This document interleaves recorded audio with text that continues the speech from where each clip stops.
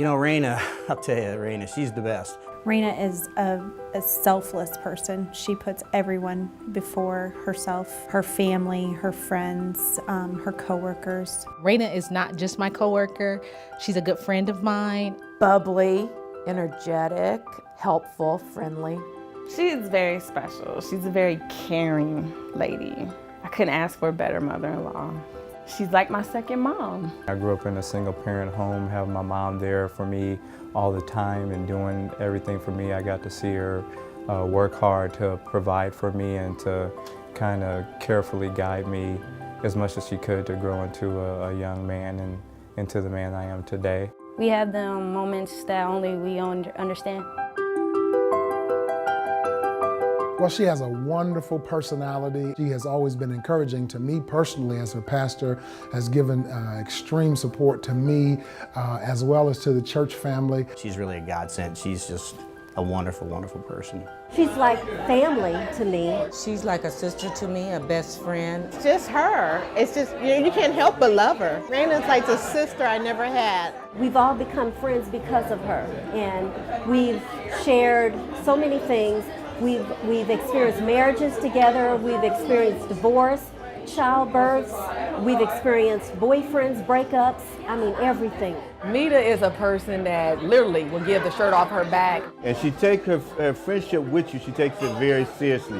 She's there for you, there's no doubt about it. She's like the glue that holds us all together. She's a mother for everybody. Honestly, I've never heard her say an unkind word about anybody, ever. She has a personality that attracts other people. She understands the true act of really a good person, just how many people can you really serve in your life. She's genuine, you know, she's like for real. She cares about us and she cares about my children. She loves my children. You won't find a better person. Reina is beautiful, physically beautiful, but I'm telling you, who she is, her character, her person is even more beautiful than her physical attributes. The thought of not having her in our lives, I couldn't imagine. I couldn't imagine not having her. And then within a matter of, seconds, I realized that she wasn't breathing. And then I saw somebody run past my door. There were people hunched over. And I remember saying to Nancy, I have no pulse. I have no pulse. She's not breathing. Everybody's crying and in panic. Geez, my hands were shaking. There was nothing. There was nothing. First, I tried to pulse right in her wrist. Come on, Reina. Reina, stay with me. Come on, Mita. Oh my God, this can not be happening.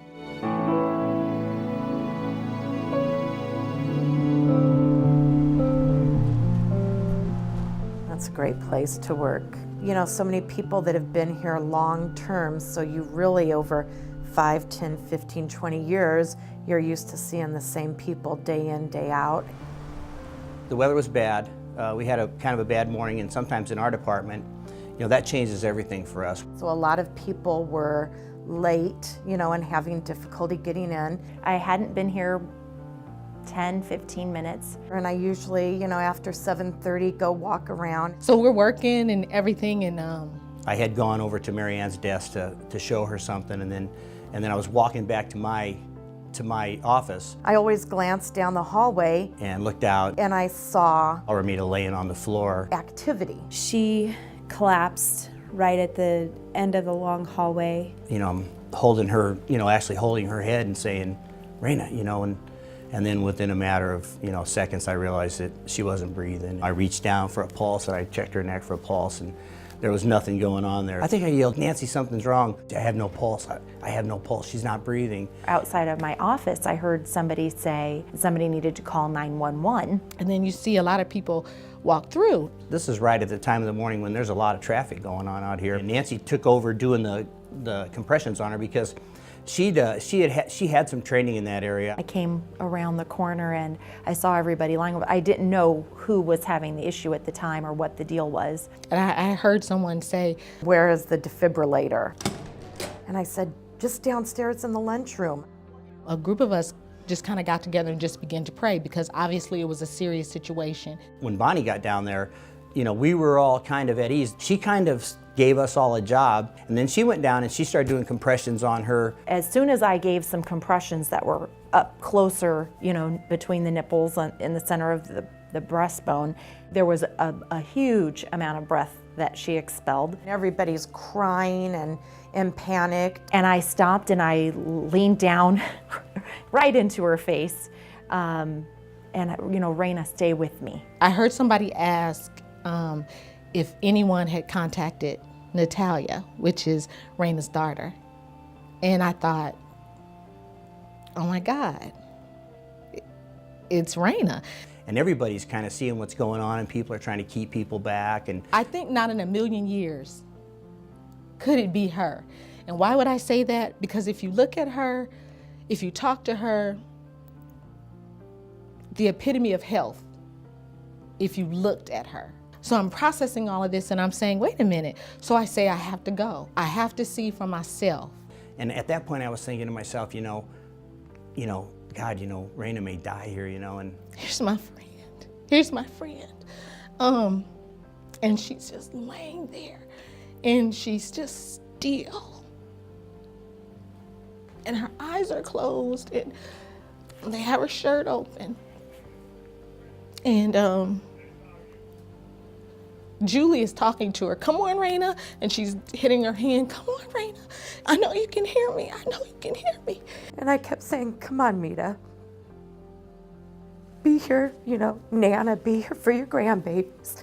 Stick with us. And so I'm just like, oh my God.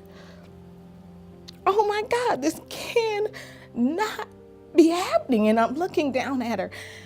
I feel like I can't breathe. I feel like I can't think. It was a tough day, tough thing to see. I would say probably the most overwhelming part of it by far was when we actually had to administer a shock to her. I looked up and I said to Chad, I think we need to get the AED on. And he was like, yeah. They handed me the pads and I, put them on the mannequins 100 times in class, but it was just very different. And then you hear this beep and I'll never forget this. It says, shock advised. Shock advised. We're all just looking at each other and I think it was Bonnie said, push a button, shock her. Shock delivered. If you've ever seen on TV what it looks like when they shock somebody, that's what happened. From fingers and toes all the way to the center of her body, she definitely jumped. It's a jolt. I mean, it's I don't know. As soon as they shocked her, I'd reached up and I know Bonnie had reached over to see if we had a pulse. But then I just jumped right back down and started right back in with compressions. I know that one of our supervisors in field service, his name's Ed Bugowitz, he was out in front because we have 4 entrances to the property here. And of course, with the weather being bad, they were having a hard time getting around. They were slip sliding, and right as they walked in the door, it said shock advised. And I remember the firemen walking down the hall, and we said, hey, it just said shock advised. And then he looked and he said, is that what the machine said? And we said, yeah, and he said, all right, push the button, shock her. And then we shocked her, and then I remember him going down over by Bonnie and kneeling down and reaching up, and then I heard him say, we have a pulse, I have a pulse. And, which was, like a huge sigh of relief. But at that point, we were kind of filtering our way out, and they were filtering their way in, and they were trying to get her out to the ambulance. I didn't realize until the whole thing was over that, wow, this was really somebody's life that you have under your hands. You do what you do in the natural. And everybody did what they could do in the natural and the prayers, and God said, today is not the day. And she's still here.